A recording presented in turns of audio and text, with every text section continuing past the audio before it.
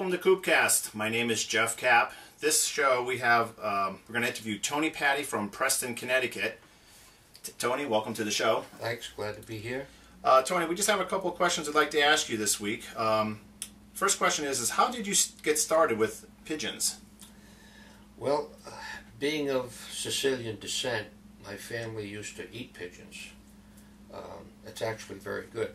It's all dark meat. It's a little unusual, but it's very good. And my mother used to put the young birds that my father brought up to her in her spaghetti sauce. So I went down and I used to watch the birds, and I started to, I really liked what I saw. They were very interesting, and a lot of crazy things go on in a loft, just like in our society. And so my father and my uncles used to start catching some for me, because of course we only had the street birds, common street birds. I remember if a bird had a white feather in it, it was special. You know, it was quite a bird. But basically that's how I got started, and then I got more birds, and we moved further from the city, and I got some racing homers, and I was flying them with my commons. And then my uncle up in Bloomfield, Connecticut, had some muff tumblers that he bought, and I got a pair of them. That was special. Mm-hmm.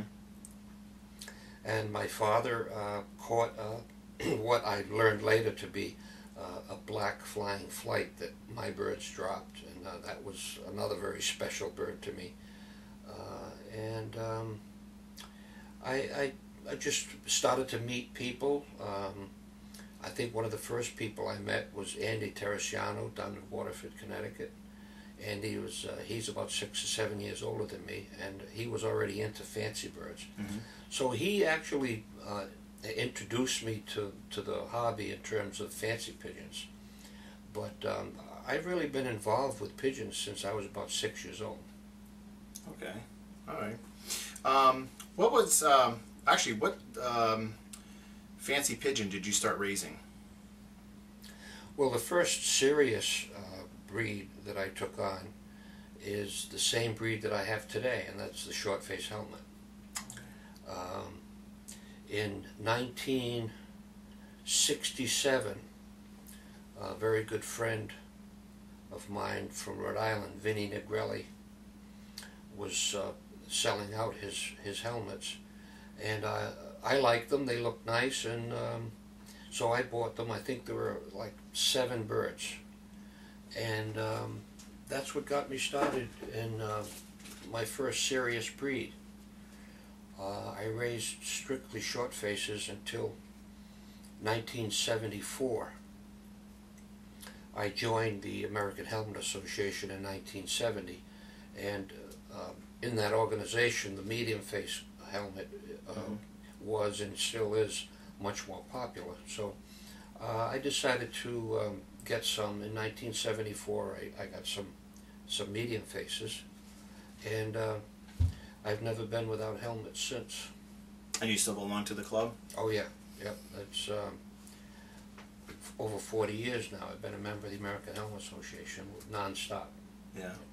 What other pigeon organizations do you belong to?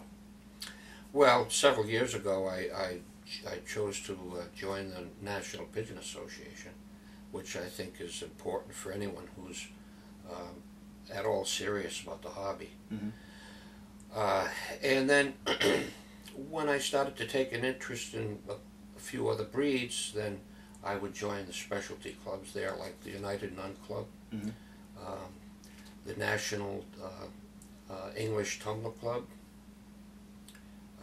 At one time, when I was raising turbits, I belonged to that. I belonged to the Fair Count Club down. That's an all-variety club down in Connecticut. I think that's about it for clubs right now, because I do have a couple of other breeds that I would consider secondary breeds. Okay. Yeah. All right. What advice would you give people that are showing fancy pigeons in the show ring? Well, first of all, one of the biggest mistakes that a novice makes is they try to get the perfect pigeon right off the bat.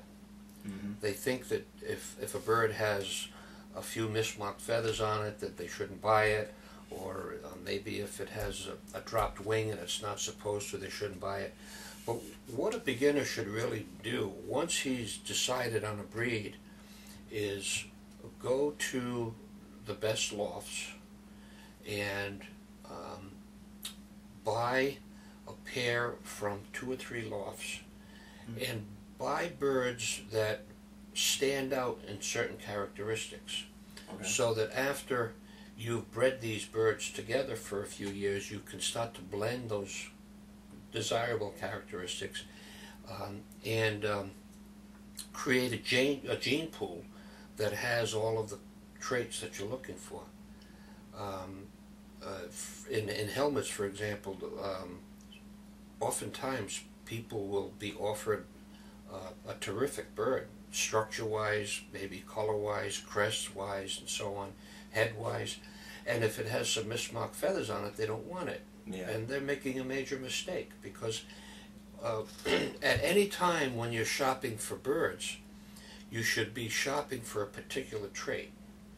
And if it brings along with it a fault, well, certainly you don't want to stick that fault into your bloodline. You might not want to use the bird too often, but you want to try to draw out that characteristic that you bought the bird for.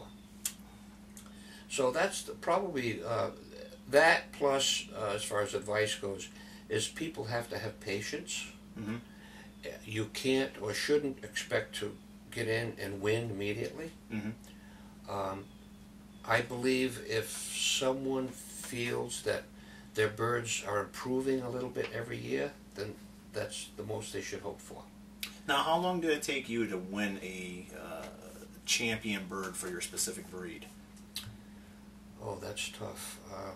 I mean, would you say it took you a year, years? I would say somewhere in the neighborhood of 4 or 5 years. 4 or 5 years? Yeah. Okay. And was that the win champion of that breed at yes. a specific show? Okay. Yes. Mm-hmm. As a matter of fact, early on, the New York area was, and still is, a hotbed for short-faced pigeons, and mm-hmm. I was a bit hesitant to show my helmets down there because I thought all of these big boys are going to beat me bad. But mm-hmm.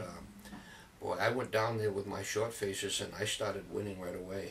It was great.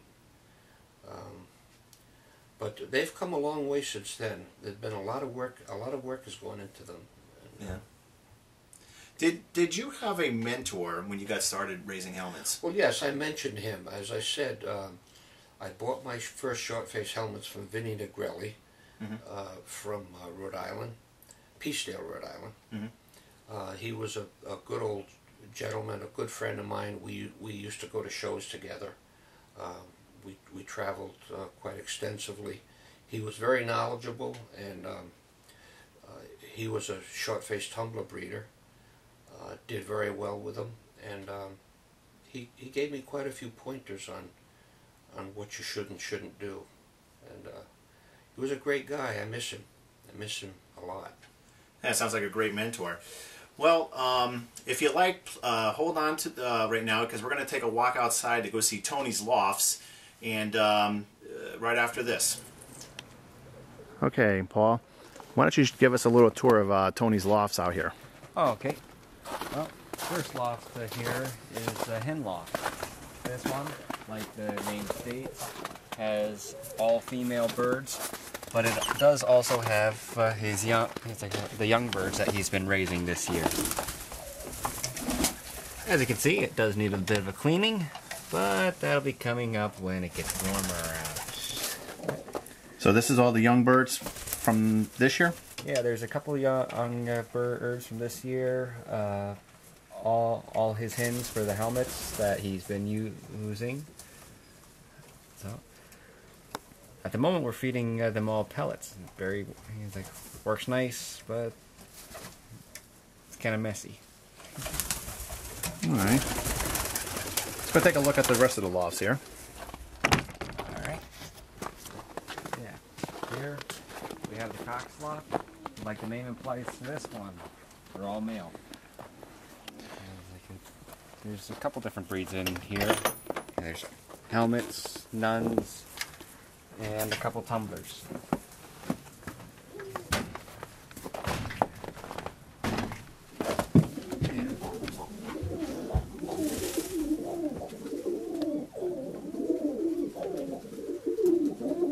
So this is where Tony Patti keeps all the male birds. Yep, this is where he keeps all of the male birds. He likes to keep his show birds segregated. That way he has better control over their reproducing and breeding. Like this, he'll know what bird has who for parents, and he can also control his flock and keep the numbers down. So. Okay.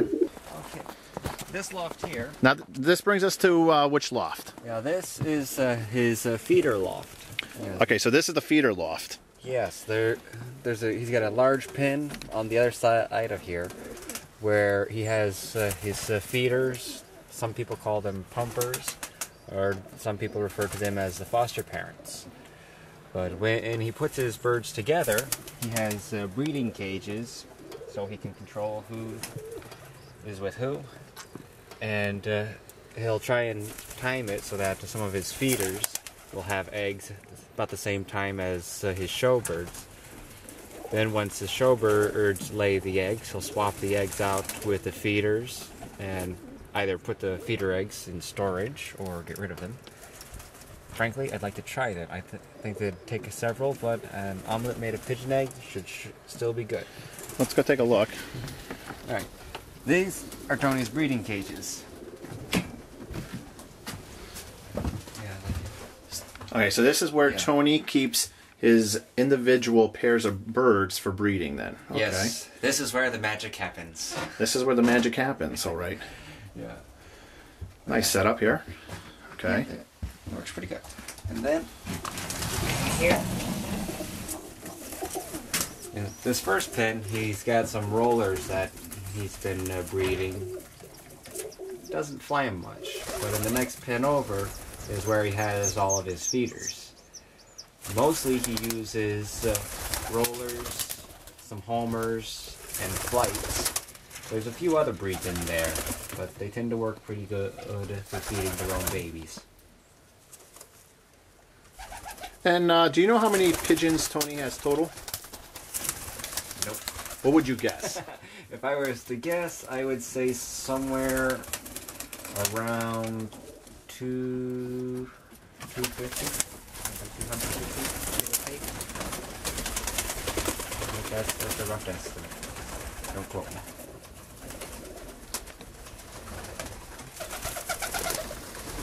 We can see that Tony does have a variety of colors in here, which is quite nice, actually. It really, really is. A lot of the times, if someone, a backyard fancier or someone who's just getting into pigeons comes along, they like to get the pigeons that are mixed breeds, because they look pretty. And this is part of how we service them. All right, well, thank you, Tony, for showing us your lofts outside. We do appreciate you coming on to CoopCast this week. And we look forward to hopefully interviewing you again down the road with some more questions. Well, I like that. This has been fun, and I'm glad to help. Well, again, this was Jeff Kapp from CoopCast, along with Tony Patti from Preston, Connecticut. Thank you, and we'll see you on the next show.